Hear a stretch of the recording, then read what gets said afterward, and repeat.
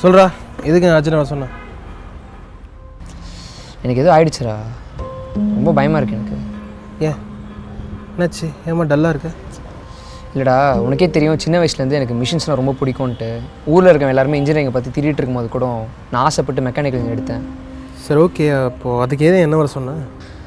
இல்லைடா, அந்த சின்ன வயசுலேருந்தே மிஷின்ஸோடு இருந்துட்டேன்னா அதான் ஒரு ஸ்டேஜுக்கு மேலே ஆசை வெறியா மாதிரி என்னை இந்த நிலைக்கு கொண்டு போய் விட்டுச்சு நினைக்கிறேன். இந்த பாரு, சுற்றி முற்றிலாம் பேசாத. எனக்கு செம்ம டென்ஷன் ஆகுது. கரெக்டாக சொல்லு என்ன விஷயம்.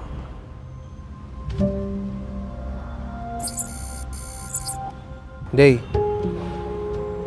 டேய் உன்னதான்டா. டேய் என்னதானே உன் பிரச்சனை சொல்கிறா. இல்லைடா, இந்த பிஸ்கெட் எப்படி இந்த டீக்குள்ளே முக்கி சாப்பிட்றதுன்னு யோசிச்சுட்ருக்கேன். உள்ளே போகவே மாட்டேங்குது.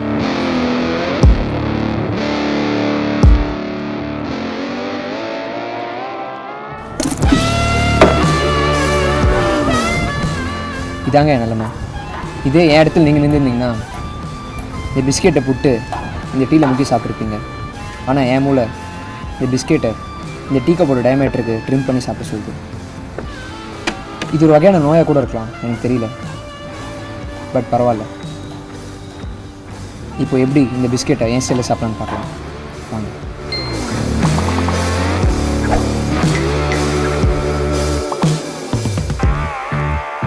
நம்ம டே டு டே லைஃப்பில் நிறைய இன்ஸ்ட்ருமெண்ட் யூஸ் பண்ணி லென்த், திக்னஸ், அப்புறம் டெப்த்தை மெஷர் பண்ணிட்டு இருக்கோம். நம்ம நார்மலாக யூஸ் பண்ணுற ஸ்கேலால் மினிமமாக 1 மில்லிமீட்டர் வரைக்கும் தான் மெஷர் பண்ண முடியும். பட் அதுக்கும் சின்னதாக இருக்க ஆப்ஜெக்டை எப்படி மெஷர் பண்ணுறது?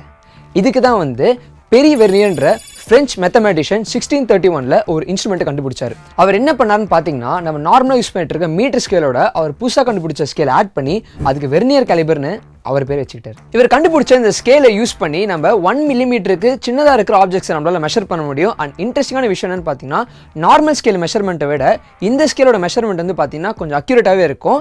அதை இந்த பிஸ்கெட் வச்சு பார்க்கலாம். ஆனால் அதுக்கு முன்னாடி வெர்னியர் ஸ்கேல் எப்படி இருக்கும் அண்ட் அதோட பார்ட்ஸ் பற்றி பார்த்துடலாம் வாங்க. இதுதான் வெர்னியர் கேலிபர். இதில் கீழே பெரிய பல்லு மாதிரி இருக்குல்ல, இதுதான் லோவர் ஜா இல்லைனா எக்ஸ்டர்னல் ஜான்னு சொல்லுவாங்க.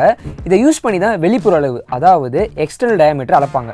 அதுவே மேலே இருக்கிற சின்ன பல்ல தான் அப்பர் ஜா இல்லைனா இன்னர் ஜான்னு சொல்லுவாங்க. இதை யூஸ் பண்ணி உள்புற அளவு, அதாவது இன்னர் டயமீட்டர் அளப்பாங்க. இந்த வெர்னியர் ஸ்கேலோட பேக்கில் பார்த்தீங்கன்னா ஒரு மெட்டல் ஸ்ட்ரிப் இருக்கும். இதை தான் பேக் மெட்டல் ஸ்ட்ரிப்புன்னு சொல்லுவாங்க. இதை யூஸ் பண்ணி ஒரு பொருளோட டெப்த் அளக்கலாம். இந்த வெர்னியர் கேலிபரில் 2 டைப்ஸ் ஆஃப் ஸ்கேல் இருக்குது. ஒன்று நார்மலாக நம்ம யூஸ் பண்ணுற ஸ்கேல், அதை தான் நம்ம மெயின் ஸ்கேல்னு சொல்லுவோம். இதுக்கு மேலே ஒரு ஸ்கேல் ஆட் பண்ணாருன்னு பார்த்தோம்ல, அந்த ஸ்கேலுக்கு பேர் தான் வெர்னியர் ஸ்கேல். இந்த வெர்னியர் ஸ்கேலில் பார்த்தீங்கன்னா 10 டிவிஷன்ஸ் இருக்கும். இந்த 10 டிவிஷனுமே மெயின் ஸ்கேலோட 9th டிவிஷனுக்குள்ளே முடிஞ்சிடும்.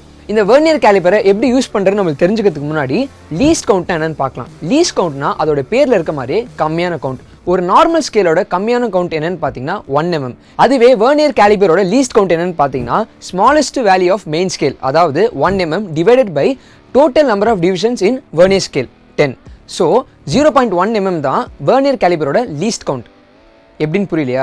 எப்படின்றத ஒரு எக்ஸ்பிளைன் மூலமாக பார்க்கலாம் வாங்க. இப்போ இந்த பிஸ்கெட்டை நம்ம வெர்னியர் கேலிபரோட லோவர் ஜால வச்சுப்போம். ஏன்னா நம்ம மெஷர் பண்ண போகிறது அவுட்டர் டயமீட்டர். இப்போ இப்படி கரெக்டாக வச்சு மெஷர் பண்ணும்போது நம்ம மெயின் ஸ்கேலில் என்ன வேல்யூ வருதுன்னு பார்த்து எழுதிக்கணும். மெயின் ஸ்கேல் ரீடிங் எப்படி பார்க்கறதுனா, வெர்னியர் ஸ்கேலோட ஃபர்ஸ்ட் டிவிஷன் எங்கே ஸ்டார்ட் ஆகுதோ அதான் மெயின் ஸ்கேல் ரீடிங். நம்மளுக்கு கிடைச்ச value 5.7 centimetre.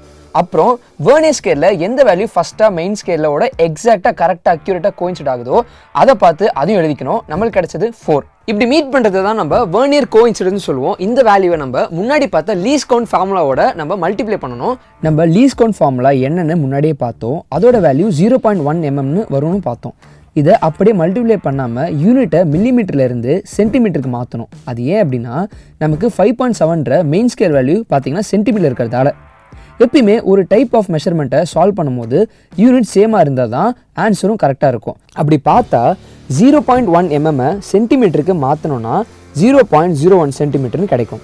So 4 × 0.01 centimetre is equal to 0.04 centimetre. இது என்ன சொல்லுதுன்னு பார்த்தீங்கன்னா, மெயின் ஸ்கேலோட லாஸ்ட் லைனையும் வெர்னியர் ஸ்கேலோட ஃபர்ஸ்ட் லைனுக்கும் இருக்கிற டிஸ்டன்ஸை சொல்லுது. இப்போது 0.04 + 5.7 இஸ் ஈக்குவல் டு 5.74 சென்டிமீட்டர் தான் இந்த பிஸ்கெட்டோட எக்ஸாக்ட் சைஸ். இப்போ இதே பிஸ்கெட்டை நம்ம நார்மல் ஸ்கேலில் வச்சு மெஷர் பண்ணோம்னா நம்மளுக்கு 5.7 சென்டிமீட்டர் கிடைக்கும்.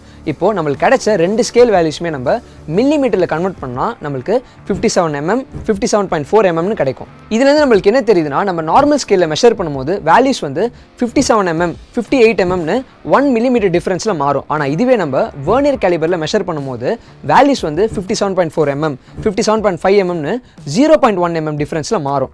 இதனால தான் வெர்னியர் கேலிபரில் வந்து பார்த்தீங்கன்னா லீஸ்ட் கவுண்ட் வந்து 0.1 mm சொல்கிறாங்க. இதே மாதிரி அப்பர் ஜாவை யூஸ் பண்ணி டீ கப்போட இன்னர் டயாமீட்டரை கண்டுபிடிக்கலாம். அதே சமயத்தில் பேக் மெட்டல் ஸ்ட்ரிப்பை யூஸ் பண்ணி டீ கப்போட டெப்த் என்னன்னு கண்டுபிடிக்க முடியும். நான் இவ்வளோ நேரம் சொன்ன மாதிரி இந்த வெர்னியர் கேலிபர் வந்து நிறைய இடத்துல மெஷர் பண்ணி யூஸ் பண்ணிட்டு இருக்காங்க. ஆனால் இப்போது இந்த பிஸ்கெட்டை ஏன் ஸ்டைலில் சாப்பிட யூஸ் ஆக போகுது.